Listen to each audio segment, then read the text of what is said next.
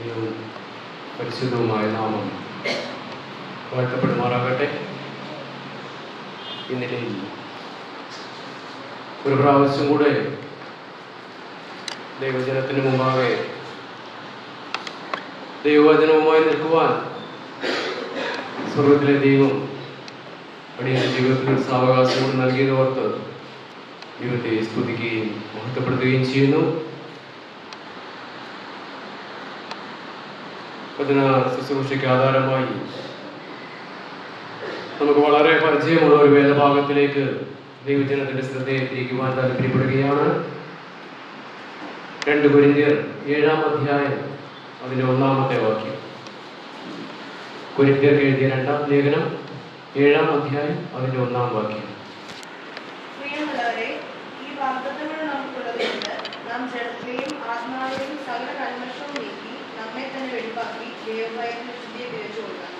പ്രിയമുള്ളവരെ, ഈ വാഗ്ദത്തങ്ങൾ നമുക്കുള്ളത് കൊണ്ട് നാം ജഡത്തിലെയും ആത്മാവിലെയും സകല കന്മഷവും പോക്കി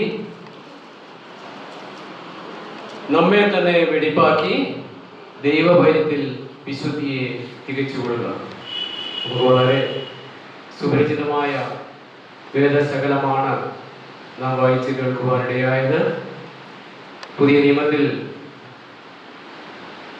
ഇത്രയധികം ക്ലിയറായിട്ട് വ്യക്തമായിട്ട് ദൈവജനത്തോട് വിശുദ്ധിയിൽ ജീവിക്കുവാൻ പ്രബോധിപ്പിക്കുന്ന ഒരു വേദഭാഗം മറ്റൊന്നില്ല എന്ന് നമുക്ക് കാണുവാനായിട്ട് സാധിക്കും. ദൈവജനത്തോട് വിശുദ്ധിയിൽ ജീവിക്കുവാൻ അപ്പോസ്തലനായ പൗലോസ് ഓർമ്മിപ്പിക്കുകയാണ്.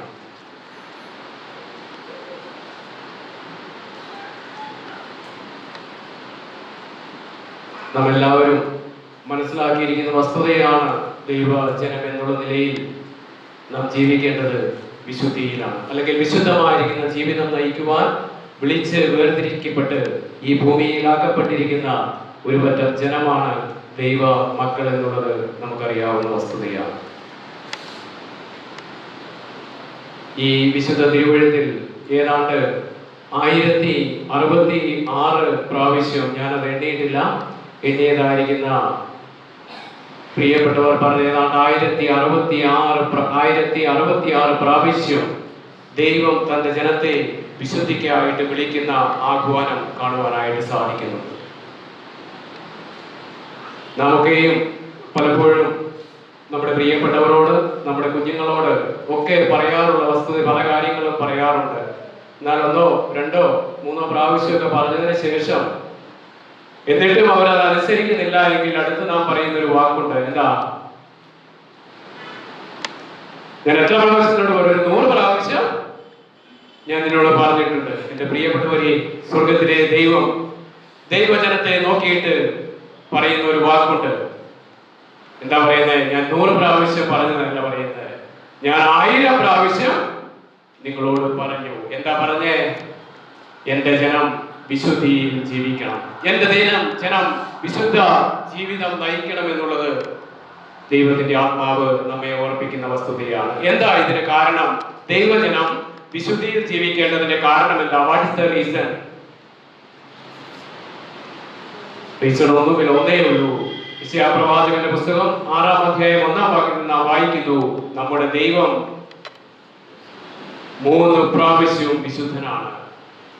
യഹോവ പരിശുദ്ധൻ, പരിശുദ്ധൻ, പരിശുദ്ധൻ എന്ന് നമുക്കവിടെ കാണുവാനായിട്ട് സാധിക്കുന്നു. നാം സേവിക്കുന്ന ദൈവം പരിശുദ്ധനാണ്. അതുകൊണ്ട് നാം എന്ത് ചെയ്യണം? വിശുദ്ധിയിൽ ജീവിക്കണം. പരിശുദ്ധനായിരിക്കുന്ന ദൈവത്തിന്റെ മുൻപിൽ തന്റെ ജനമായിരിക്കുന്ന ദൈവമക്കൾ, വിശുദ്ധന്മാർ വിശുദ്ധിയിൽ ജീവിക്കണം എന്ന് ദൈവം ആഗ്രഹിക്കുകയാണ്. പത്രോസ് എഴുതിയ 1-ാം ലേഖനം 1-ാം അധ്യായം അതിന്റെ 15-16 വാക്യങ്ങളൊന്ന് വായിച്ചു. 1 പത്രോസ് 1-ാം അധ്യായം 15-16 വാക്യം.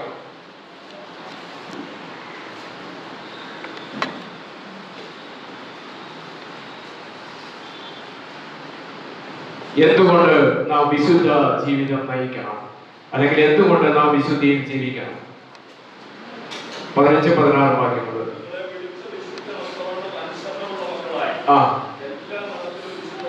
ആ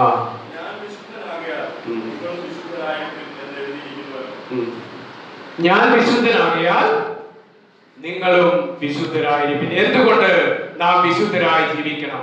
എന്തുകൊണ്ട് നാം വിശുദ്ധരായി ഈ ഭൂമിയിൽ നിലനിൽക്കണം? എന്തുകൊണ്ട് നാം വിശുദ്ധിയിൽ ജീവിക്കണം? സ്വർഗത്തിലെ ദൈവം പറയുകയാണ്, ഞാൻ വിശുദ്ധനാകയാൽ. നിങ്ങളെ വിളിച്ച ദൈവം, നിങ്ങളെ വിളിച്ചതായിരുന്ന ഞാൻ വിശുദ്ധനാണ്. സൈന്യങ്ങളുടെ യഹോവ പരിശുദ്ധൻ പരിശുദ്ധൻ പരിശുദ്ധൻ എന്ന് സാറാഫുകൾ ആർത്ത് പറയുന്നത് കാണുവാനായിട്ട് സാധിക്കും. അങ്ങനെയുള്ള പരിശുദ്ധനായിരുന്ന ദൈവത്തിന്റെ മുൻപാകെ ദൈവത്തിന്റെ ജനം വിശുദ്ധരായി ജീവിക്കണം. അതിന്റെ കാരണം നമ്മെ വിളിച്ച ദൈവം, നാം സേവിക്കുന്ന ദൈവം വിശുദ്ധൻ ആണ് എന്നുള്ളതാണ്. ഈ കാലഘട്ടത്തിൽ ഞാനും നിങ്ങളും ജീവിക്കുന്ന ഈ കാലഘട്ടത്തിൽ വിശുദ്ധി എന്ന് പറയുന്നത് വളരെ റെയർ ആയിട്ടുള്ള ഒരു കമ്മോഡിറ്റിയാണ്.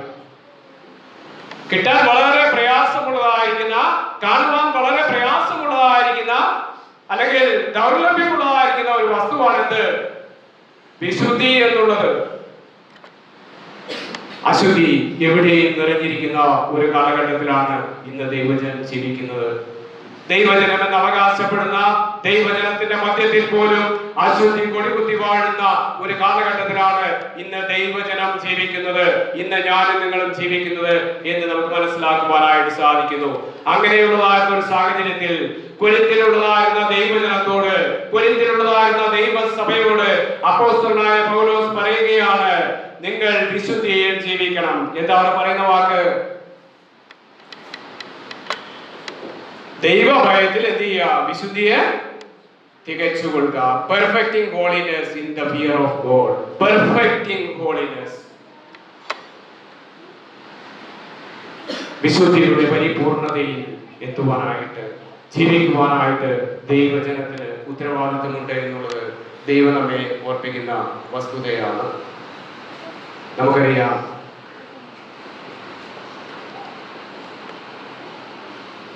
കൊരിന്ത് എന്ന് പറയുന്നത് പഠനത്തെ കുറിച്ച് നമുക്കറിയാം. ഏത് സാഹചര്യത്തിലാണ് അപ്പോസ്തലനായ പൗലോസ് ഈ കൊരിന്ത്യർക്ക് ലേഖനം എഴുതുന്നത് എന്ന് നമുക്ക് മനസ്സിലാക്കുവാനായിട്ട് സാധിക്കുന്നു. ചരിത്രം നാം പരിശോധിക്കുകയാണെങ്കിൽ കൊരിന്ത് എന്ന് പറയുന്നത് അധാർമികമായിട്ട് തകർന്നതായിരിക്കുന്ന, അധാർമികതയിൽ ജീവിക്കുന്നതായിരിക്കുന്ന ഒരു പട്ടണമായിരുന്നു എന്ന് നമുക്ക് കാണുവാനായിട്ട് സാധിക്കുന്നുണ്ട്. അധാർമിക ജീവിതം നയിച്ചതായിരിക്കുന്ന, വിക്കഡ് ലൈഫ് നയിച്ചതായിരിക്കുന്ന ഒരു പറ്റം ജനമായിരുന്നു കൊരിന്തിലുണ്ടായിരുന്നത്, അല്ലെങ്കിൽ കൊരിന്തിന്റെ അവസ്ഥ അതായിരുന്നു. ഒരു കൊരിന്ത്യൻ എന്ന് പറഞ്ഞാൽ ഏറ്റവും നികൃഷ്ടനായിരിക്കുന്ന, ഏറ്റവും എന്താ പറയുക, ദുഷ്ടത പ്രവർത്തിച്ച് ഡർട്ടി മാൻ. ഒരു കൊരിന്ത്യൻ എന്ന് പറഞ്ഞാൽ അവനെ കുറിച്ച് പറയുന്ന ഒരു ഡർട്ടി മാൻ എന്ന, വൃത്തിഹീനായിരുന്ന അല്ലെങ്കിൽ വൃത്തികേട് പ്രവർത്തിക്കുന്നതായിരുന്ന ഒരു മനുഷ്യൻ. അങ്ങനെയുള്ളതായിരുന്ന ഒരു പട്ടണത്തിലേക്ക് പൗലോസ് മുഖാന്തരം കർത്താവായ യേശു ക്രിസ്തുവിന്റെ ഈ സന്ദേശം, ഈ സുവിശേഷം കടന്നു ചെല്ലുവാനായിട്ടിടയായി തീർന്നു. അത് മുഖാന്തരമാണ് അവിടെ ഒരു ദൈവസഭ ഉണ്ടായത് എന്ന് നമുക്ക് മനസ്സിലാക്കുവാനായിട്ട് സാധിക്കുന്നുണ്ട്. അപ്പോസ്തലനായ പൗലോസ് ഈ 6-ാം അധ്യായത്തിൽ തന്നെ പറയുന്നുണ്ട്, നിങ്ങൾ ചിലരും ആ വകക്കാരായിരുന്നു എന്ന് പറയുന്ന ഒരു വേദഭാഗം നമുക്ക് കാണുവാനായിട്ട് സാധിക്കുന്നുണ്ട്. അവിടെ ഒരു പറ്റം ദുഷ്ടതകളുടെ, പാപങ്ങളുടെ ലിസ്റ്റ് നമുക്ക് കാണുവാനായിട്ട് സാധിക്കും. എന്നാൽ അങ്ങനെയുള്ളതായിരുന്ന ജനത്തിന്റെ മധ്യത്തിൽ നിന്ന് അനേകം രക്ഷിക്കപ്പെട്ട് കർത്താവിന്റെ പക്ഷത്തേക്ക് വരുവാനിടയായി തീർന്നു. അങ്ങനെ കൊരിന്തിൽ ഒരു ദൈവസഭ ഉണ്ടാകുവാനായിട്ടിടയായിരുന്നു. അങ്ങനെയാണെങ്കിൽ ഈ കൊരിന്തിലുള്ള ദൈവജനത്തെ നമുക്ക് എങ്ങനെ എന്ത് വിളിക്കാം? ഈ സുവിശേഷം കേട്ട് മുന്നോട്ട് വന്ന ജനത്തെ നമുക്ക് എന്ത് വിളിക്കാം? അവരാരാ? അപ്പോസ്തലൻ വിളിക്കുന്നുണ്ട് പുസ്തകത്തിന്റെ ആരംഭത്തില്, വിശുദ്ധന്മാർ, വിശുദ്ധന്മാരാണ്. കൊരിന്തിലുള്ളതായിരുന്ന ദൈവസഭ അല്ലെങ്കിൽ അവിടെയുള്ളതായിരുന്ന ദൈവജനം വിശുദ്ധന്മാരാണ്. ഏത് വിശുദ്ധിയാണ് അവർക്ക് ലഭിച്ചത്? Positional sanctification. അവർ എന്താ പറയുന്നേ, സ്ഥാനീയമായിട്ട് വിശുദ്ധരായിട്ട് തീർന്ന ഒരു പറ്റം ജനമാണ്. ദൈവത്താൽ വിശുദ്ധീകരിക്കപ്പെട്ടതായിരുന്ന ഒരു പറ്റം ജനമാണ് എന്ന് നമുക്ക് കാണുവാനായിട്ട് സാധിക്കുന്നുണ്ട്. അതുകൊണ്ടാണ് അപ്പോസ്തലനായ പൗലോസ് ഈ 1-ാം അധ്യായത്തിന്റെ ആരംഭത്തിൽ പറയുന്നത്, കൊരിന്തിലുള്ളതായിരുന്ന വിശുദ്ധന്മാർക്ക് ഞാൻ എഴുതുന്നു. 2-ാം ലേഖനത്തിന്റെ ആരംഭത്തിലും പൗലോസ് അത് തന്നെ പറയുന്നുണ്ട്, കൊരിന്തിലുള്ളതായിരുന്ന വിശുദ്ധന്മാർക്ക് ഞാൻ ഇത് എഴുതുന്നു. കാരണം അവർ ദൈവത്താൽ വിശുദ്ധീകരിക്കപ്പെട്ടവരാണ്. ദൈവത്താൽ അവരുടെ പാപങ്ങൾ കഴുകി ശുദ്ധീകരിക്കപ്പെട്ടവരാണ്, അവർ വിശുദ്ധന്മാരായി തീർന്നവരാണ്.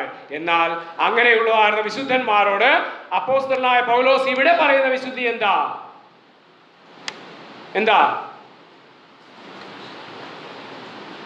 അനുദിന ജീവിതത്തിൽ ദൈവമക്കൾ പാലിക്കേണ്ട വിശുദ്ധിയെ കുറിച്ചാണ് 7-ാം അധ്യായത്തിന്റെ 1-ാം വാക്യത്തിൽ അപ്പോസ്തലൻ കൊരിന്ത്യയിലുള്ളതായിരുന്ന ദൈവജനത്തെ അല്ലെങ്കിൽ വിശുദ്ധന്മാരെ ഓർപ്പിക്കുന്നത്. എന്റെ പ്രിയപ്പെട്ടവരെ, ഇന്ന് ദൈവസന്നിധാനത്തിൽ ദൈവമക്കളായിട്ട് അടുത്തു വന്നിരിക്കുന്ന ഞാനും നിങ്ങളും ദൈവത്താൽ വിശുദ്ധീകരിക്കപ്പെട്ടവരാണ്. ദൈവത്തിന്റെ മുൻപാകെ വിശുദ്ധര എന്ന പേരിൽ അറിയപ്പെടുന്നവരാണ്. എന്നാൽ അതിനുവേണ്ടി അല്ല ദൈവം നമ്മെ വിളിച്ച് വേർതിരിച്ചത്. അത് ദൈവത്തിന്റെ ഉത്തരവാദിത്വമായിരുന്നു. നമ്മളെ വിശുദ്ധരാക്കി പ്രഖ്യാപിക്കുക, അല്ലെങ്കിൽ പാപം കഴുകി, അല്ലെങ്കിൽ വിമോചനം നൽകി നമ്മെ വിശുദ്ധരാക്കുക എന്നുള്ള ആരുടെ ഉത്തരവാദിത്വമായിരുന്നു? ദൈവത്തിന്റെ ഉത്തരവാദിത്വമാ ദൈവം അവിടെ ചെയ്തത്. എന്നാൽ 7-ാം അധ്യായത്തിന്റെ 1-ാം വാക്യത്തിൽ അപ്പോസ്തലൻ പറയുന്നത് ദൈവത്തിന്റെ ഉത്തരവാദിത്വമല്ല. ആരുടെ ഉത്തരവാദിത്വമാ? നമ്മുടെ ഓരോരുത്തരുടെയും, ഓരോ ദൈവ പൈതലിന്റെയും ഉത്തരവാദിത്വമാ അനുദിന ക്രിസ്തീയ ജീവിതത്തിൽ വിശുദ്ധിയിൽ ജീവിക്കുക. Perfecting holiness in the fear of God.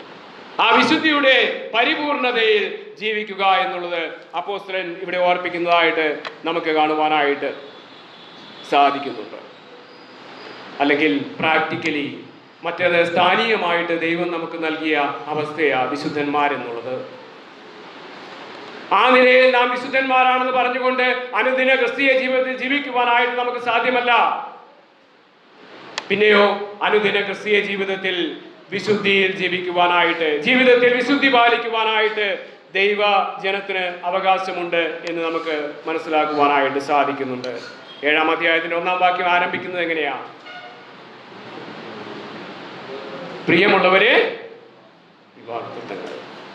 എന്നാൽ മറ്റു ട്രാൻസ്ലേഷനിലേക്ക് വരുമ്പോൾ ഇംഗ്ലീഷിൽ എങ്ങനെ വായിക്കുന്നത്? ഒരു വാക്കുണ്ട് അവിടെ, therefore having these promises. Therefore having these promises. എന്താ therefore? therefore എന്താ? അതുകൊണ്ട് ഈ വാഗ്ദത്തങ്ങൾ നിങ്ങൾക്കുള്ളത് കൊണ്ട്. അതുകൊണ്ട് പ്രിയമുള്ളവരെ, ഈ വാഗ്ദത്തങ്ങൾ നിങ്ങൾക്ക് ഉള്ളത് കൊണ്ട്. ഏത് വാഗ്ദത്തങ്ങളാ? നമുക്കറിയാം, therefore എന്നുള്ള വാക്ക് എവിടെയെങ്കിലും ഉപയോഗിക്കുകയാണെങ്കിൽ നമുക്കൊരു കാര്യം മനസ്സിലാക്കുവാനായിട്ട് സാധിക്കും. അല്ലെങ്കിൽ നാം ഒരു കാര്യം മനസ്സിലാക്കുവാനായിട്ട് ആവശ്യമുണ്ട്. എന്താ?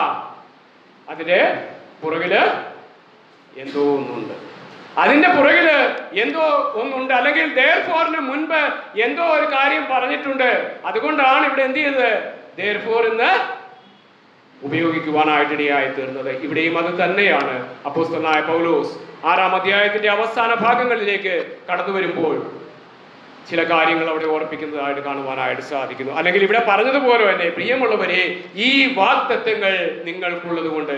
6-ാം അധ്യായത്തിന്റെ 16 വരെ മുതലുള്ള വാക്യങ്ങൾ നാം വായിച്ചാൽ എന്താണ് ആ വാഗ്ദത്തങ്ങൾ എന്നുള്ളത് നമുക്ക് അവിടെ മനസ്സിലാക്കുവാനായിട്ട് സാധിക്കുന്നുണ്ട്. 6-ാം അധ്യായത്തിന്റെ 16-17 വാക്യങ്ങളിൽ ആ വാഗ്ദത്തങ്ങൾ നമുക്കുള്ളതായിരിക്കുന്ന, അപ്പോസ്തലൻ പറഞ്ഞതായിരിക്കുന്ന വാഗ്ദത്തങ്ങൾ എന്താണ് എന്ന് നമുക്ക് അവിടെ കാണുവാനായിട്ട് സാധിക്കുന്നുണ്ട്. ഏതാണ്ട് 5 വാഗ്ദത്തങ്ങൾ 6-ാം അധ്യായത്തിന്റെ അവസാന ആ പാരഗ്രാഫില് അപ്പോസ്തലൻ ഓർപ്പിക്കുന്നതായിട്ട് നമുക്ക് കാണുവാനായിട്ട് സാധിക്കുന്നുണ്ട്. 16-ാം വാക്യം ഒന്ന് വായിച്ചേ.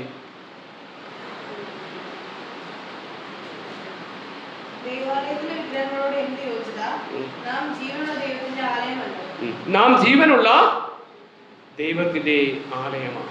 ജീവനുള്ള ദൈവം വസിക്കുന്ന ആലയമാണ് ഒരു ദൈവ പൈതൽ എന്നുള്ളത് നമുക്ക് അവിടെ കാണുവാനായിട്ട് സാധിക്കും. ദൈവം നമുക്ക് നൽകിയിരിക്കുന്ന ഒരു വലിയ വാഗ്ദത്തമാണ്. ദൈവം നമ്മെ വസിക്കുന്ന ആലയമായിട്ട് ദൈവം നമ്മെ തീർത്തിരിക്കുകയാണ്. വായിച്ചു മതി. അടുത്ത വാഗ്ദത്തം എന്താ? ദൈവം പറയുന്ന നമുക്ക് നൽകിയിരിക്കുന്ന അടുത്ത വാഗ്ദത്തം, ഞാന് അവരിൽ വസിക്കുന്നു. ദൈവം തന്റെ ജനത്തിന് നൽകിയിരിക്കുന്ന 2ാമത്തെ വാഗ്ദത്തം, ദൈവം നമ്മിൽ എന്ത് ചെയ്യുന്നു? വസിക്കുന്നു. വായിച്ചു അടുത്തത്. മതി. ഞാൻ അവരിൽ വസിക്കുകയും അവരോട് കൂടെ നടക്കുകയും ചെയ്യുന്നു. ദൈവം നമ്മിൽ വസിക്കുന്നു എന്ന് മാത്രമല്ല, ദൈവം നമ്മുടെ ഇടയിൽ നടക്കുകയും ചെയ്യുന്നു. യോഹന്നാന്റെ സുവിശേഷം 14-ാം അധ്യായത്തിൽ തോന്നുന്നൊരു വാക്യമുണ്ട്. ദൈവത്തിന്റെ ആത്മാവ് വരുമ്പോൾ എന്താ ചെയ്യുന്നത്? അവൻ അവരിൽ വസിക്കുകയും അവരിൽ വസിക്കുകയും അവരോട് കൂടെ ഇരിക്കുകയും ചെയ്യുന്നു. അങ്ങനൊരു വാക്യമുണ്ട്. നോക്കുക, ദൈവം നമ്മിൽ വസിക്കുന്നു. മൂന്നാമത്തെ അനുഗ്രഹം, ദൈവം നമ്മോട് കൂടെ നടക്കുന്നു. ദൈവം നമ്മുടെ ഇടയിൽ നടക്കുന്നു. അടുത്ത വായിച്ചു. ഞാൻ അവർക്ക് ദൈവവും അവരെനിക്ക് ജനവുമാകും. ദൈവം ആരുടെ ദൈവമാ? നമ്മുടെ ദൈവമാ. ദൈവം തന്റെ ജനത്തിന് നൽകിയിരിക്കുന്ന വലിയ വാഗ്ദത്തമാണ്, ഞാൻ നിങ്ങളുടെ ദൈവമാണ്. നിങ്ങൾ ആരാ? എൻ്റെ ജനമാ. നിങ്ങൾ എൻ്റെ ജനമാ. നാമും ദൈവവും തമ്മിലുള്ളതായിരുന്ന ബന്ധത്തെ നമുക്ക് അവിടെ കാണുവാനായിട്ട് സാധിക്കുന്നു. നാമും ദൈവവുമായിട്ടുള്ളതായിരിക്കുന്ന ബന്ധം. അടുത്ത വാക്യം വായിച്ചു.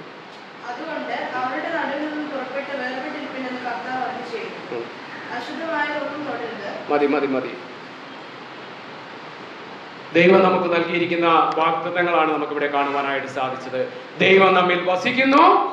ദൈവം വസിക്കുന്ന ആലയമാണ് നാം ഓരോരുത്തരും, അല്ലെങ്കിൽ നമ്മുടെ ഓരോരുത്തരുടെയും ഹൃദയം എന്നുള്ളത്. മാത്രമല്ല, ദൈവം എന്ത് ചെയ്യുന്നു? നമ്മുടെ ഇടയിൽ നടക്കുന്നു. ദൈവം നമ്മുടെ ദൈവമായിട്ട്, നമുക്ക് ദൈവമായിട്ട് അവൻ ഇരിക്കുന്നു. മാത്രമല്ല, നാം അവന്റെ ജനമായിട്ടിരിക്കുന്നു. ഇത്രയധികം വാഗ്ദത്തങ്ങൾ, ഇത്രയധികം അനുഗ്രഹീതമായിരുന്ന വാഗ്ദത്തങ്ങൾ ദൈവം തന്റെ ജനത്തിന് നൽകിയിരിക്കുകയാണ്. അല്ലെങ്കിൽ ഞാനും നിങ്ങളും ഇന്ന് ദൈവത്തിൽ നിന്ന് അനുഭവിക്കുന്ന അനുഗ്രഹങ്ങളുടെ അല്ലെങ്കിൽ വാഗ്ദത്തങ്ങളുടെ ഒരു നിര നമുക്ക് അവിടെ കാണുവാനായിട്ട് സാധിക്കുന്നു. ഇങ്ങനെ ദൈവിക വാഗ്ദത്തങ്ങളെ അനുഭവിക്കുന്ന ദൈവജനത്തോട് ഈ വാഗ്ദത്തങ്ങൾ നിങ്ങൾക്കുള്ളത് കൊണ്ട് നിങ്ങൾ എന്ത് ചെയ്യണം? ജഡത്തിലെയും ആത്മാവിലെയും സകല കന്മഷവും നീക്കി ദൈവഭയത്തിൽ വിശുദ്ധിയെ തികച്ചുകൊള്ളുക. ദൈവഭയത്തിൽ വിശുദ്ധിയെ എൻ്റെ പ്രിയപ്പെട്ടവരെ, ദൈവത്തിൽ നിന്നും അനുഗ്രഹങ്ങൾ പ്രാപിക്കുന്ന ദൈവജനത്തെ സംബന്ധിച്ചിടത്തോളം ദൈവം അവർക്ക് നൽകിയിരിക്കുന്ന ഉത്തരവാദിത്വം എന്നുള്ളത് വിശുദ്ധിയിൽ ജീവിക്കുക എന്നുള്ളതാണ്. വേദഭാഗത്തിലേക്ക് മടങ്ങി വരാം. എന്താ അവിടെ പറയുന്നത്? വാഗ്ദത്തങ്ങൾ ഉള്ളത് കൊണ്ട് ജഡത്തിലെയും ആത്മാവിലെയും സകല കന്മഷവും നീക്കി. ജഡത്തിലെയും ആത്മാവിലെയും സകല കന്മഷവും നീക്കി. എന്താ ഈ ജഡത്തിലെ കന്മഷം? എന്താ? ഒരു വ്യക്തിക്ക് തന്റെ ശരീരത്തിലും ദുഷ്ടത അല്ലെങ്കിൽ പാപം ചെയ്യുവാനായിട്ട് സാധിക്കും. പിന്നെയോ ജഡത്തിലെ കന്മഷം അല്ലെങ്കിൽ ജഡത്തിലെ ദുഷ്ടത എന്ന് പറഞ്ഞാൽ നാം നമ്മുടെ ശരീരം കൊണ്ട് ചെയ്യുന്നതായിരുന്ന പാപ പ്രവൃത്തികളാണ് ജഡത്തിലെ കന്മഷം എന്ന് പറയുന്നത്, അല്ലെങ്കിൽ ഡിഫൈൽമെന്റ് ഇൻ ഫ്ലഷ് എന്ന് പറയുന്നത്. What is defilement in spirit? ആത്മാവിലെ കന്മഷം എന്താ? നമ്മുടെ മനസ്സുകൊണ്ട് ചെയ്യുന്നതായിരുന്ന പാപങ്ങൾ, നമ്മുടെ മനസ്സുകൊണ്ട് ചെയ്യുന്ന പാപങ്ങൾ നമുക്ക് തിരുവഴുത്തിൽ തന്നെ നിരവധി സ്ഥലങ്ങളിൽ കാണുവാനായിട്ട് സാധിക്കും. ആത്മാവിലെയും ജഡത്തിലെയും കന്മഷത്തെ, ആത്മാവിലെയും ജഡത്തിലെയും പാപ പ്രവൃത്തികളെ നമുക്ക് കാണുവാനായിട്ട് സാധിക്കും. ഉൽപ്പത്തി പുസ്തകത്തിലേക്ക് കടന്നു ചെല്ലുമ്പോൾ ജഡത്തിലെ കന്മഷത്തിന് ഏറ്റവും വലിയൊരു ഉദാഹരണം നമുക്ക് അവിടെ കാണുവാനായിട്ട് സാധിക്കും. ആരാ?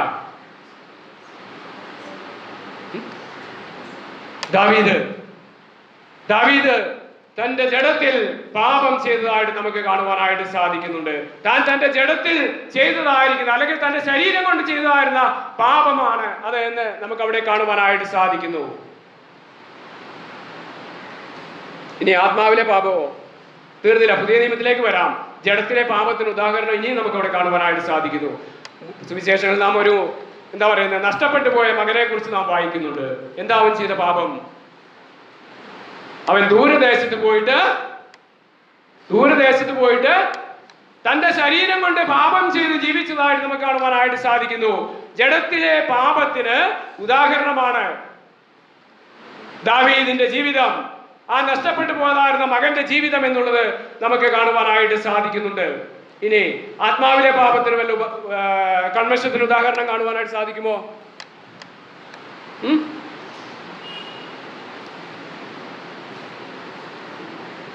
ആത്മാവിലെ പാപത്തിന് കുടിയൻ പുത്രനോടുള്ള ബന്ധത്തിൽ നഷ്ടപ്പെട്ടു പോയ മകനോടുള്ള ബന്ധത്തിൽ തന്നെ നമുക്കത് കാണുവാനായിട്ട് സാധിക്കുന്നു. അവൻ തന്റെ ശരീരം കൊണ്ട് ദൂരദേശത്ത് പോയി പാപിയായിട്ട് ജീവിച്ചു. തന്റെ ശരീരത്തോട് അവൻ പാപം ചെയ്തുകൊണ്ട് ജീവിച്ചതായിട്ട് കാണുവാനായിട്ട് സാധിക്കും. എന്നാൽ അവൻ മടങ്ങി വന്ന സമയത്ത് അവന്റെ സഹോദരനെ കുറിച്ച് നാം വായിക്കുന്നുണ്ട്. എന്താ അവൻ ചെയ്ത പാപം? ശരീരം കൊണ്ട് അവൻ എന്തെങ്കിലും പാപം ചെയ്തായിരുന്നോ? എന്താ നഷ്ടപ്പെട്ടു പോയ മകന്റെ ജ്യേഷ്ഠൻ ചെയ്ത പാപം? പറഞ്ഞോ ശരിയാ? അസൂയ. എവിടെയാ അവന്റെ ശരീരത്തിൽ? എവിടെയാ അസൂയ നാം കണ്ടത്? വിളങ്ങിയത് എവിടെയാ? അവന്റെ മനസ്സിലായിരുന്നു അവൻ പാപം ചെയ്തത്. അവന്റെ സഹോദരനോട് അവന് അസൂയ തോന്നിയതായിട്ട് നമുക്ക് കാണുവാനായിട്ട് സാധിക്കുന്നുണ്ട്. എന്റെ പ്രിയപ്പെട്ടവരെ, ഇന്ന് പലപ്പോഴും നാം ജഡത്തിലെ പാപത്തിന്, ജഡത്തിലെ കന്മഷത്തിന് വളരെയധികം പ്രാധാന്യം കൊടുക്കുന്നവരാണ്. എന്നാൽ വളരെയധികം ഞാൻ നിങ്ങളും നെവർ മൈൻഡ് ആയിട്ട് കാണുന്ന ഒരു വസ്തുതയാണ് ആത്മാവിലെ കന്മഷം എന്നുള്ളത്, ആത്മാവിലെ പാപം എന്നുള്ളത്. നമുക്ക് ശരീരത്തും കൊണ്ടും പാപം ചെയ്യാം, നമ്മുടെ മനസ്സുകൊണ്ടും പാപം ചെയ്യാമെന്ന് നമുക്ക് കാണുവാനായിട്ട് സാധിക്കുന്നുണ്ട്. ദാവീദിനോടുള്ള ബന്ധത്തിൽ നാം അത് കാണുവാനായിട്ട് ഇടയായി തീർന്നു. നഷ്ടപ്പെട്ടു പോയതായിരുന്ന മകനോടുള്ള ബന്ധത്തിലും നമുക്കത് കാണുവാനായിട്ട് സാധിക്കുന്നു. കൊരിന്ത്യയിലുള്ളതായിരുന്ന ദൈവജനത്തെ അപ്പോസ്തലനായ പൗലോസ് ഓർപ്പിക്കുകയാണ്, നിങ്ങൾ വിശുദ്ധിയെ, ദൈവഭയത്തിൽ വിശുദ്ധിയെ തികച്ചുകൊള്ളുക. എങ്ങനെ? ദൈവഭയത്തിൽ വിശുദ്ധിയെ തികയ്ക്കണമെങ്കിൽ നിങ്ങളുടെ ജഡത്തിലെയും പോരാ, നിങ്ങളുടെ ആത്മാവിലെയും സകല കന്മഷവും നീക്കണം. ഇതാണ് വിശുദ്ധി എന്ന് പറയുന്നത്. ഇതാണ് പെർഫെക്റ്റിംഗ് ഹോളിനെസ് എന്ന് ദൈവവചനം ഉദ്ദേശിക്കുന്നത്, പൗലോസ് ഉദ്ദേശിക്കുന്നത്, ദൈവം ഉദ്ദേശിക്കുന്നത്.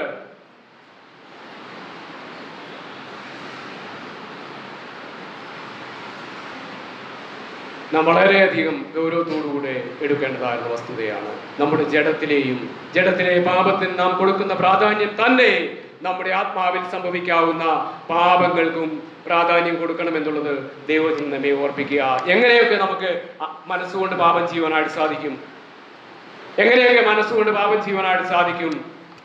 നമ്മുടെ ഇമാജിനേഷൻസ്, നമ്മുടെ ഭാവനയിൽ നമുക്ക് പാപം ചെയ്യുവാനായിട്ട് സാധിക്കും. നമ്മുടെ മനോഭാവത്തിൽ നമുക്ക് പാപം ചെയ്യുവാനായിട്ട് സാധിക്കും. നമ്മുടെ ജീവിതത്തിൽ തോന്നുന്നതായിരുന്ന അസൂയ, കോപം, ഇതൊക്കെയും ജഡത്തിലെ കന്മഷമാണ് എന്ന് കാണുവാനായിട്ട് സാധിക്കും. റിവെഞ്ച്, മറ്റുള്ള വ്യക്തികളോട് തോന്നുന്നതായിരുന്ന പ്രതികാരം, ഇതൊക്കെ നാം എവിടെ ചെയ്യുന്ന പാപമാ? ആരെങ്കിലും കാണുന്നുണ്ടോ? ആരും കാണുന്നില്ല. അതാ നമുക്കുള്ള ലൈസൻസ് അല്ലേ? ഒരു CCTVക്കും കാണുവാൻ കഴിയാത്തതായിരിക്കുന്ന, കാണുവാൻ കഴിയാതെ വണ്ണം നമുക്ക് ചെയ്യുവാൻ കഴിയുന്ന പാപങ്ങളാ. നമ്മുടെ ഹൃദയത്തിൽ, നമ്മുടെ മനസ്സുകൊണ്ട് നമുക്ക് ചെയ്യുവാൻ കഴിയുന്ന പാപങ്ങളാണ് ഇത് എന്ന് കാണുവാനായിട്ട് സാധിക്കുന്നുണ്ട്. ഉൽപ്പത്തി പുസ്തകം 6-ാം അധ്യായത്തിൽ ദൈവം ദേശത്തെ നശിപ്പിക്കുവാൻ തീരുമാനിച്ചപ്പോൾ ദൈവം അവിടെ കണ്ടതായിരുന്ന ഒരു വസ്തുതയുണ്ട്. എന്താ? ദൈവം കണ്ടു ഒരു കാര്യം. എന്താ കണ്ടെന്നറിയാമോ? അവരുടെ ഹൃദയത്തെ. അവിടെ നാം ഒരു വാക്ക് വായിക്കുന്നുണ്ട്. ദൈവം എന്താ കണ്ടത്? അവരുടെ ഹൃദയം ദുഷ്ടത നിറഞ്ഞതായിരുന്നു. അവരുടെ ഹൃദയത്തെ കണ്ടതായിരുന്നു ഒരു ദൈവത്തെ നമുക്ക് അവിടെ കാണുവാനായിട്ട് സാധിക്കുന്നു. എന്റെ പ്രിയപ്പെട്ടവരെ, ദൈവം നമ്മുടെ ഹൃദയങ്ങളെ നോക്കുന്ന ദൈവമാണ്. നമ്മുടെ ഹൃദയങ്ങളെ കാണുന്ന, നമ്മുടെ അന്തരേന്ദ്രിയങ്ങളെ ശോധന ചെയ്യുന്ന ഒരു ദൈവമാണ് ഞാനും നിങ്ങളും സേവിക്കുന്നതായിരുന്ന ദൈവം. 51-ാം സങ്കീർത്തനം 6-ാമത്തെ വാക്യം വായിച്ചേ. 51-ാം സങ്കീർത്തനം 6-ാമത്തെ വാക്യം.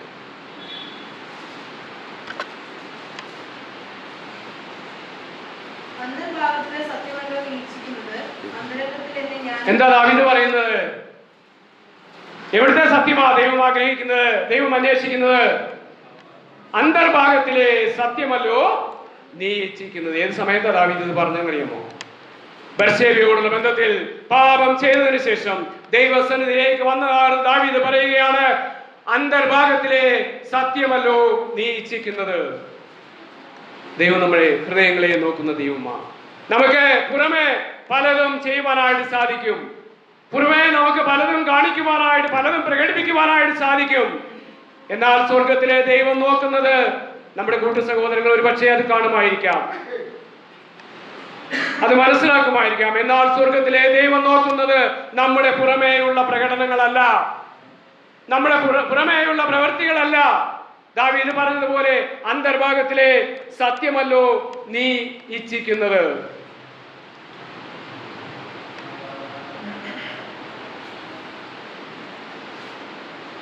അതിനുശേഷം പറയുകയാണ്, ജഡത്തിലെയും ആത്മാവിലെയും സകല കന്മഷവും പോക്കി. All defilement in your flesh and spirit. അനേക അശുദ്ധികൾ, അനേക കന്മഷങ്ങൾ, അനേക പാപ പ്രവൃത്തികൾ നമ്മുടെ ജീവിതത്തിൽ ഉണ്ടാകുവാനായിട്ട് സാധ്യതയുണ്ട്. എന്റെ പ്രിയപ്പെട്ടവരെ, ഇതിന്റെ മധ്യത്തിൽ അങ്ങനെയുള്ള ഒരു ലോക സാഹചര്യത്തിലാണ് ദൈവജനം എന്ന ഞാൻ നിങ്ങളും ജീവിക്കുന്നത്. പലപ്പോഴും നാം പ്രാർത്ഥിക്കാറുണ്ട്, ദൈവമേ വിശുദ്ധിയിൽ ജീവിക്കുവാൻ എന്നെ സഹായിക്കണമേ. അതെന്താ?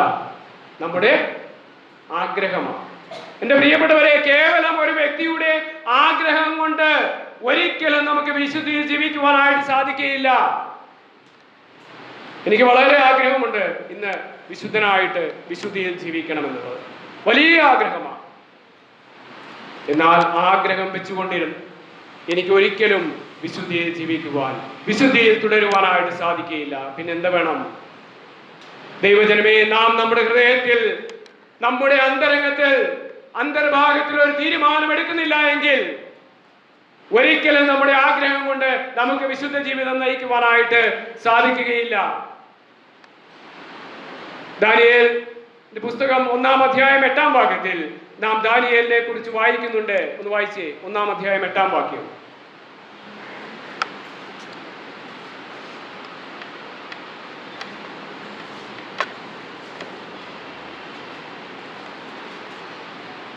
ദാനിയേൽ 1-ാം അധ്യായം 8-ാം വാക്യം. എന്നാൽ രാജാവിന്റെ ഭോജനം കൊണ്ടും അവൻ കുടിക്കുന്ന വീഞ്ഞ് കൊണ്ടും തന്നെത്താൻ അശുദ്ധമാക്കുകയില്ല എന്ന് ദാനിയേൽ ഹൃദയത്തിൽ നിശ്ചയിച്ച്, തന്നെത്താൻ അശുദ്ധമാക്കുകയില്ല എന്ന് ദാനിയേൽ എന്ത് ചെയ്തു? ഹൃദയത്തിൽ നിശ്ചയിച്ചു. അവൻ കേവലം ഒരു ആഗ്രഹം ഉണ്ടായി എന്നല്ല നാം വായിക്കുന്നത്. ദാനിയേൽ രാജാവിന്റെ ഭോജനം കൊണ്ട് തന്നെത്താൻ അശുദ്ധനാക്കുകയില്ല, തന്നെത്താൻ പാപം ചെയ്യുകയില്ല എന്ന് ദാനിയേൽ തന്റെ ഹൃദയത്തിൽ നിശ്ചയിക്കുന്നതായിട്ട് നമുക്ക് കാണുവാനായിട്ട് സാധിക്കുന്നുണ്ട്. എന്റെ പ്രിയപ്പെട്ടവരെ, ഇയ്യോബിനെ കുറിച്ച് നാം എന്താ വായിക്കുന്നത്? ഇയ്യോബിന്റെ പുസ്തകം 31-ാം അധ്യായം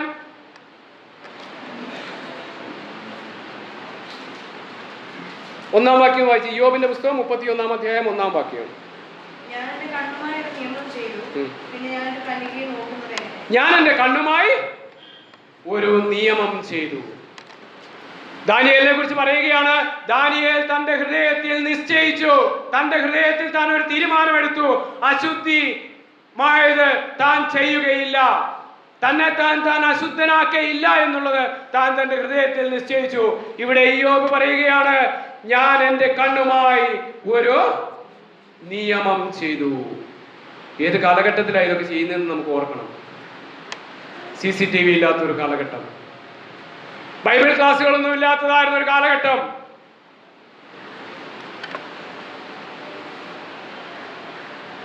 എന്റെ പ്രിയപ്പെട്ടവരെ, അങ്ങനെയുള്ളതായിരുന്ന ഒരു കാലഘട്ടത്തിൽ ദൈവത്തിന്റെ ഭക്തന്മാർ പറയുകയാണ്, ഞാൻ എന്റെ ഹൃദയത്തിൽ നിശ്ചയിച്ചു. ആരും കാണത്തില്ല, അവർക്ക് എന്നാ പാപം ചെയ്യാം, ആരും കാണുകയില്ല, ആരും അറിയുകയില്ല. യോസേഫിനെ കുറിച്ച് നാം വായിക്കുന്നുണ്ട്. പോത്തിഫേറിന്റെ ഭവനത്തിൽ വെച്ചുണ്ടായതായിരുന്ന സംഭവം. യോസേഫ് ചെയ്തതായിരുന്ന ഒരു കാര്യമുണ്ട്. യോസേഫ് അവിടെ തീരുമാനമെടുത്തു എന്നൊന്നും ലിറ്ററലി അവിടെ എഴുതിയിട്ടില്ല എങ്കിലും ഒരു കാര്യം നമുക്ക് വ്യക്തമായിട്ട് മനസ്സിലാക്കുവാനായിട്ട് സാധിക്കും, തന്നെ താൻ പാപം ചെയ്യുകയില്ല. യോസേഫ് പറയുന്ന ഒരു വസ്തുതയുണ്ട്. എന്താ? ഈ ദോഷം ചെയ്ത് ദൈവത്തോട് ഞാന് ദോഷം ചെയ്യുന്നത് എങ്ങനെയെന്ന് യോസേഫ് അവിടെ ഓർപ്പിക്കുന്നത് കാണുവാനായിട്ട് സാധിക്കുന്നു. അവൻ അവിടെ നിന്ന് ഓടി രക്ഷപ്പെടുവാനായിട്ട് ഇടയായിത്തീർന്നു. അവന് നഷ്ടപ്പെട്ടു. എന്താ നഷ്ടപ്പെട്ടതെന്ന് അറിയാമോ? അവന്റെ കോട്ട് അവിടെ നഷ്ടപ്പെട്ടു. പക്ഷേ he kept his character.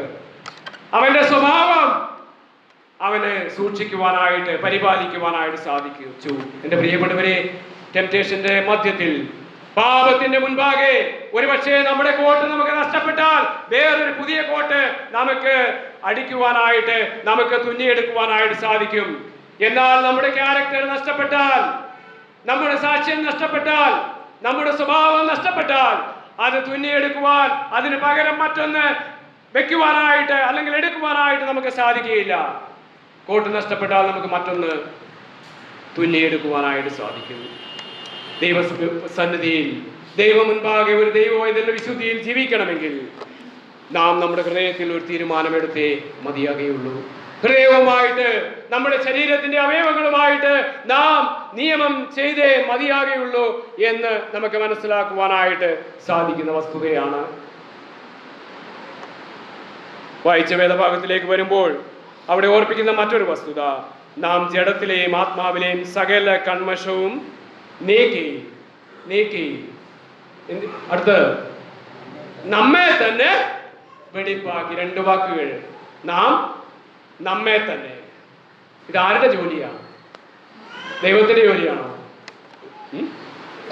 ദൈവത്തിന്റെ ജോലിയാണോ നമ്മുടെ ജഡത്തിലെയും ആത്മാവിലെയും സകല കന്മഷവും നീക്കി വിശുദ്ധിയെ തേക്കുക എന്നുള്ളത്? ദൈവത്തിന്റെ ജോലിയല്ല. ഇവിടെ അപ്പോസ്തലൻ ഓർപ്പിക്കുകയാണ്, നാം സ്വയം ചെയ്യേണ്ടതായിരിക്കുന്ന ഉത്തരവാദിത്തമാണ് എന്ന് നമുക്ക് ഇവിടെ കാണുവാനായിട്ട് സാധിക്കുന്നു. നാം ജഡത്തിലെയും ആത്മാവിലെയും സകല കന്മഷവും നീക്കി നമ്മെ തന്നെ വെടിപ്പാക്കണം എന്നുള്ളത് നമ്മുടെ ഉത്തരവാദിത്തമാണ്. നമ്മുടെ ഭാഗത്ത് നിന്ന്, ഇറ്റ് ഈസ് അവർ പാർട്ട്. ദൈവത്തിന്റെ ഭാഗത്ത് നിന്ന് വരേണ്ടതല്ല. എന്റെയും നിങ്ങളുടെയും ദൈവജനത്തിന്റെ ഓരോ ദൈവവൈതലിന്റെയും ജീവിതത്തിൽ അല്ലെങ്കിൽ ഭാഗത്ത് നിന്ന് വരേണ്ട വസ്തുതയാണ് അനുദിന ക്രിസ്തീയ ജീവിതത്തിൽ വിശുദ്ധിയെ തികയ്ക്കുക എന്നുള്ളത്, വിശുദ്ധ ജീവിതം നയിക്കുക എന്നുള്ളത്. പലപ്പോഴും നാം ദൈവത്തിന് ഏൽപ്പിച്ചു കൊടുക്കുന്ന വസ്തുതയാ, കർത്താവെ വിശുദ്ധിയിൽ ജീവിക്കുവാൻ എന്നെ സഹായിക്കണമേ, വിശുദ്ധനായി ജീവിക്കുവാൻ എന്നെ സഹായിക്കണമേ. ദൈവം സഹായിക്കും, യാതൊരു സംശയവുമില്ല. പക്ഷേ എന്റെയും നിങ്ങളുടെയും ഉത്തരവാദിത്വം അത് ഞാനും നിങ്ങളും തന്നെ ചെയ്തേ മതിയാകുകയുള്ളൂ. നാം രാവിലെ ഭവനത്തിൽ നിന്ന് പുറത്തേക്ക് ഇറങ്ങുമ്പോൾ പ്രാർത്ഥിക്കാറുണ്ട്, ദൈവമേ എന്നെ സൂക്ഷിക്കണമേ. ഓക്കെ, നാം പ്രാർത്ഥിച്ചിട്ടൊക്കെയാണ് ഇറങ്ങിയത്. റോഡ് ക്രോസ് ചെയ്യണം, നാം എന്താ ചെയ്യുന്നേ? എന്ത് ചെയ്യും? ഞാൻ ദൈവത്തോട് പറഞ്ഞിട്ടുണ്ട്, ദൈവം എന്നെ സൂക്ഷിച്ചോളൂ, അതുകൊണ്ട് ഇതാ പോകുമോ? ഇല്ല. കോവിഡിന്റെ സമയത്ത് ദൈവം നമ്മെ സൂക്ഷിച്ചു, ദൈവം നമ്മെ ഓരോരുത്തരെയും പരിപാലിച്ചു. പക്ഷെ അപ്പോഴും നമുക്ക് എന്ത് ചെയ്തായിരുന്നു? മാസ്ക് വെച്ചായിരുന്നോ? ഡിസ്റ്റൻസ് കീപ്പ് ചെയ്തായിരുന്നോ? ആരുടെ ഉത്തരവാദിത്വം ഇതൊക്കെ? എന്റെ പ്രിയപ്പെട്ടവരെ, ദൈവം നമ്മെ സൂക്ഷിക്കും, ദൈവം നമ്മെ കരുതുമെന്നുള്ളത് വാസ്തവമാ. പക്ഷേ നാം ചെയ്യേണ്ട വസ്തുതകൾ, നാം ചെയ്യേണ്ട കാര്യങ്ങൾ നാം തന്നെ ചെയ്തേ മതിയാകുകയുള്ളൂ. നമുക്ക് ചെയ്യുവാൻ കഴിയുന്ന കാര്യം ഒരിക്കലും ദൈവം എന്ത് ചെയ്യത്തില്ല. നമുക്ക് ചെയ്യുവാനായിട്ട് കഴിയുന്ന കാര്യം ഒരിക്കലും ദൈവം ചെയ്യുകയില്ല. ദൈവത്തിന് ചെയ്യുവാൻ കഴിയുന്ന കാര്യം നമുക്കൊട്ട് ചെയ്യാനായിട്ട് പറ്റത്തുമില്ല. ഈ ഒരു വസ്തുത ദൈവജനം മനസ്സിലാക്കുവാനായിട്ട് ആവശ്യമുണ്ട്. യോസഫിന്റെ കല്ലറയ്ക്കിലേക്ക് കടന്നു വന്നതായിരുന്ന കർത്താവ് കൂടി നിന്നവരോട് പറഞ്ഞു, എന്ത് ചെയ്യണം? എന്താ ചെയ്യാൻ പറഞ്ഞേ? കല്ല് ഉരുട്ടി മാറ്റാൻ പറഞ്ഞു. യോസഫിനെ ഉയർത്തെഴുന്നേൽപ്പിക്കാൻ പോകുന്ന കർത്താവിന് എന്താ ഒരു വാക്കുകൊണ്ട് ആ കല്ല് മാറ്റിക്കൂടെ?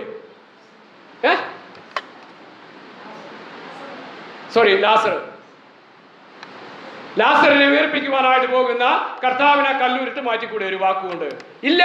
അത് നിങ്ങൾക്ക് ചെയ്യുവാൻ കഴിയുന്ന കാര്യമാണ്, അത് നിങ്ങൾ തന്നെ ചെയ്തേ മതിയാകുകയുള്ളൂ. യോസഫിനെ ഉയർപ്പിക്കുക എന്നുള്ളത് നിങ്ങളെ കൊണ്ട് കഴിയാത്തതാണ്, അത് ഞാൻ ചെയ്യും. എന്റെ പ്രിയപ്പെട്ടവരെ, ഈ വസ്തുത ഞാൻ നിങ്ങൾ മനസ്സിലാക്കുവാനായിട്ട് ആവശ്യമുണ്ട്. ദൈവം നമ്മെ ഏൽപ്പിച്ചിരിക്കുന്ന ഉത്തരവാദിത്തങ്ങൾ, നാം ചെയ്യുവാനായിട്ട് ദൈവം ഏൽപ്പിച്ചിരിക്കുന്ന ഉത്തരവാദിത്തങ്ങൾ നാം തന്നെ ചെയ്യുവാനായിട്ട് ആവശ്യമുണ്ട്. വിശുദ്ധിയിൽ നാം തന്നെ നമ്മെ സൂക്ഷിക്കണമെന്നുള്ള അനേക ഇടങ്ങളിൽ ദൈവത്തിന്റെ വചനം നമ്മെ ഓർപ്പിക്കുന്നുണ്ട്. വളരെ പെട്ടെന്ന് 1 യോഹന്നാൻ 3-ാം അധ്യായം 3-ാം വാക്യം വായിച്ച്. 1 യോഹന്നാൻ 3-ാം അധ്യായം 3-ാം വാക്യം.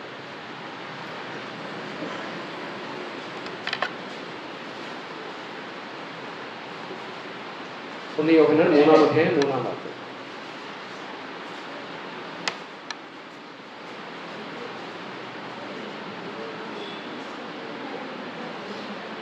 3:3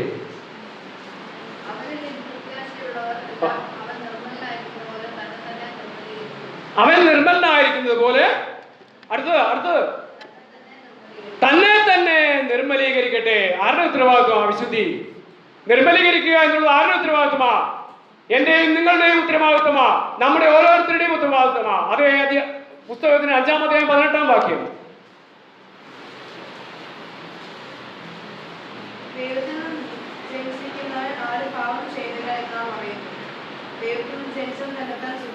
ദൈവത്തിൽ നിന്ന് ജനിച്ചവൻ തന്നെത്താൻ സൂക്ഷിക്കുന്നു. എന്റെ പ്രിയപ്പെട്ടവരെ, അനുദിന ക്രിസ്തീയ ജീവിതത്തിലുള്ള വിശുദ്ധി എന്ന് പറയുന്നത് അത് നാം ഓരോരുത്തരും നമ്മുടെ ജീവിതത്തിൽ പാലിക്കേണ്ട, ഞാൻ നിങ്ങളും ചെയ്യേണ്ടതായിരുന്ന ഉത്തരവാദിത്തമാണ് എന്നുള്ളത് ദൈവവചനം എന്ന പ്രഭാതത്തിൽ നമ്മെ ഓർപ്പിക്കുന്ന വസ്തുതയാണ്. ഇത് കേവലം ഒരു ആഗ്രഹം കൊണ്ട് നമുക്ക് ചെയ്യുവാൻ കഴിയുന്ന വസ്തുതയല്ല. ദൈവഭയത്തിൽ വിശുദ്ധിയെ തികയ്ക്കുക എന്നുള്ളത്, അനുദിന ജീവിതത്തിൽ വിശുദ്ധിയുടെ പൂർണ്ണതയിൽ ജീവിക്കുക എന്നുള്ളത് കേവലം നമുക്കുള്ള ആഗ്രഹം കൊണ്ട് ചെയ്തു തീർക്കുവാൻ അല്ലെങ്കിൽ നിവർത്തിക്കുവാൻ പറ്റുന്ന ഒരു വസ്തുതയല്ല.